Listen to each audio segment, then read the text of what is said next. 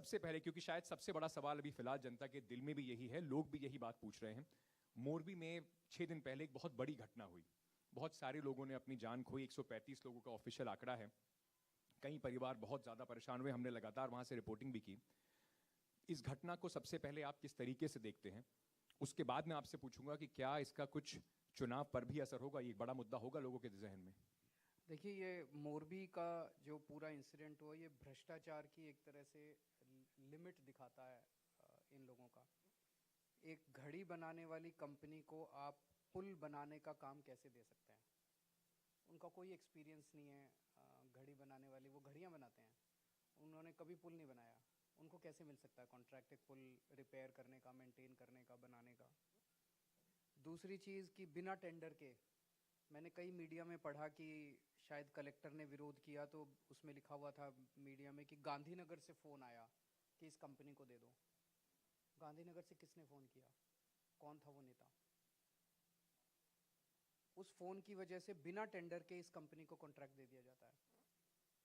आज अखबारों में छपा हुआ है कि 2 करोड़ रुपए खर्च करने थे, उसने 12 लाख केवल खर्च किए। उस कंपनी को अब पहली चीज़ तो 150 लोगों की जान गई, ये बहुत दुखद है। भ्रष्टाचार की वजह से गई, ये बहुत दुखद है। अब पूरी इंसिडेंट होने के बाद पूरी कोशिश चल रही है उनको बचाने की। एफआईआर में कंपनी का नाम तक नहीं है, एफआईआर में मालिक का नाम तक नहीं है। कौन लोग पकड़े गए हैं? जो टिकट काट रहे थे, टिकट खिड़की पे बैठे हुए क्लर्क जो थे, चपरासी जो थे, उनको पकड़ा है। उनका क्या लेना देना था इससे? इसमें तो सीधे सीधे जैसे उपहार ट्रेजेडी हुई थी, आग लगी थी उपहार सिनेमा में, उनके मालिक आज भी जेल भुगत रहे हैं। इनके मालिक को क्यों बचाने की कोशिश की जा रही है? मालिक को बचाने की कोशिश की जा रही है, कंपनी को बचाने की कोशिश की जा रही है, पूरी जबरदस्त तरीके से कोशिश। मैं गुजरात के लोगों को यही कहना चाहता हूं कि मोरबी हादसे में बच्चों की जान गई है, महिलाओं की जान गई है, लोगों की जान गई है, गुजरात के लोगों की जान गई है। ये कल को आपके परिवार का भी कोई हो सकता था इसमें।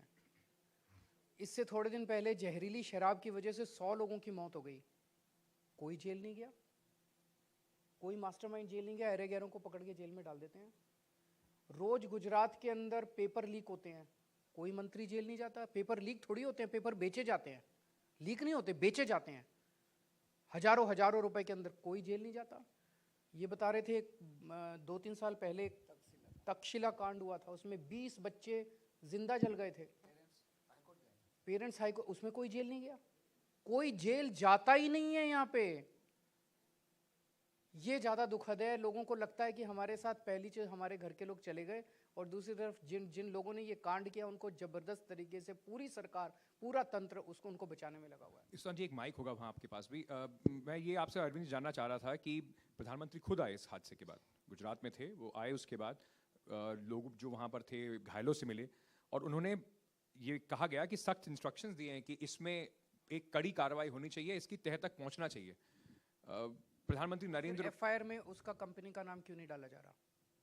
आपको लगता है इसके पीछे कोई राजनीतिक कहीं दबाव है, कोशिश की जा रही है बचाने की? ये तो जनता तय करेगी कि जिस कंपनी की पुल टूटी और उसकी वजह से 150 लोगों की जान गई, उसके चपरासी को आपने कैद कर लिया, उसमें तो सीधे सीधे मालिक को गिरफ्तार किया जाना चाहिए था।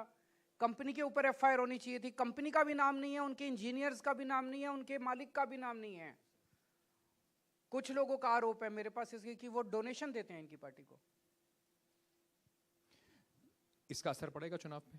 मोरबी क्या इतना बड़ा जनता मुद्दा को है? तय करना है, गुजरात की जनता को तय करना, और गुजरात की जनता इनके 27 साल के कुशासन से भी दुखी है। और अब मोरबी का जिस तरह से हुआ, और जिस तरह से एक तरह से सीधे सीधे कह रहे हैं, मतलब पहली चीज आपने ये किया, और दूसरी चीज आप उनको बचाने की जिस तरह से कोशिश कर रहे हैं, एक तरह से गुजरात की जनता को सीधे सीधे कह रहे हैं जो करना कर लो, हमें कोई परवाह नहीं है गुजरात की जनता की। एक तरह से धमकी दे रहे हैं गुजरात की जनता को कि जो करना है कर लो, हम नहीं इनको गिरफ्तार करेंगे। और भी मोरबी होंगे, और भी तक्षशिला होंगे, और भी पेपर लीक होंगे, और भी जहरीली शराब बिकेगी, जो करना है तुम्हें कर लो। धमकी दी जा रही है गुजरात की जनता को एक तरह से।